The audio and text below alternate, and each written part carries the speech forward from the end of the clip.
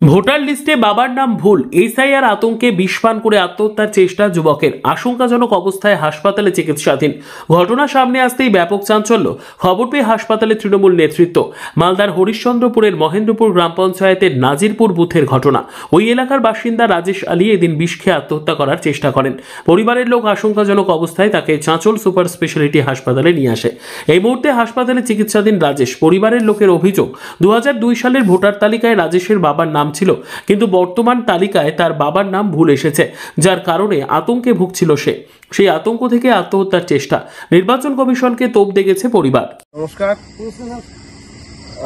আজকে সংবাদ মাধ্যমের মধ্যে দিয়ে এই মুহূর্তে যেটা জানতে পারলাম, হরিশ্চন্দ্রপুরের নাজিরপুর গ্রামের একটি যুবক ছেলে, 27 বছর বয়স, রাজেশ আলী, তিনি কোনো কারণে আর আত্মহত্যা করার চেষ্টা করেছে। সেক্ষেত্রে মাননীয় রাজ্যের প্রতিমন্ত্রী, স্থানীয় বিধায়ক আর সেখানে পৌঁছেছেন। কিন্তু সেখানে পৌঁছানোর পর ওনার যা বক্তব্য আমি শুনেছি, মাননীয় তাজমল হোসেন সাহেব, তাতে আমি হতবাক। আবার একদিকে হতবাকও নই।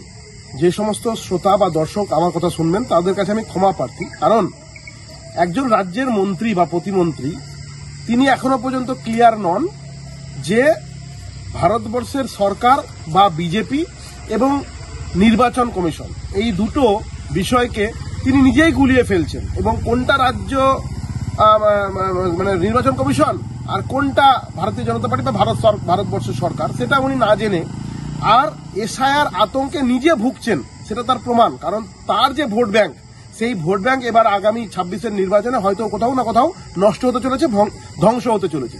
সেই আতঙ্কেই তিনি পশ্চিমবঙ্গের যত রকমের আত্মহত্যার ঘটনা ঘটছে সবটিকেই এই শাসক দল তৃণমূল মমতা ব্যানার্জির নেতৃত্বে সেটাকে এসআইআর আতঙ্কে আত্মহত্যা করার চেষ্টা করছে বলে তারা প্রমাণিত করার চেষ্টা করছে। তার অন্যথা হয়নি।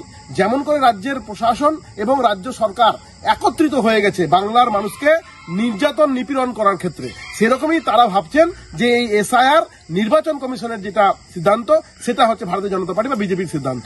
সেই জন্য আমি অনুরোধ করব যে সেই যুবক ছেলেটি যে কারণে আত্মহত্যা করার চেষ্টা করছে সেই কারণ অবশ্যই তদন্ত হবে এবং আগামী দিনে উঠে আসবে। শুধুমাত্র নিজের বাবার নাম ভুল হয়ে যাওয়ার কারণে কেউ আত্মহত্যা করবে এটা আমি বুঝি না। কারণ এসআইআর তো এই কারণেই, যাতে করে কোনো ভুল না থাকে এবং একটা স্বচ্ছ পরিষ্কার ভোটার লিস্ট আগামী দিনে আমরা পাই পশ্চিমবঙ্গবাসী তথা ভারতবর্ষের বিভিন্ন রাজ্য। তো সেই জন্য আমি মাননীয় মন্ত্রী সাহেবকে বলবো এবং তৃণমূল দলের অন্যান্য ছোট বড় মাঝারি নেতাদের বলবো যে আপনারা আগে বিষয়টাকে ভালো করে জানুন এবং নিজেদের থেকে আর নির্বাচন কমিশন এবং ভারত সরকারকে, বিজেপিকে আলাদা করে ভাবার চেষ্টা করুন। কারণ আপনাদের মতো করে সরকার আর ভারতবর্ষের সরকার চালায় না, নির্বাচন কমিশন একটা স্বতন্ত্র প্রতিষ্ঠান। নমস্কার।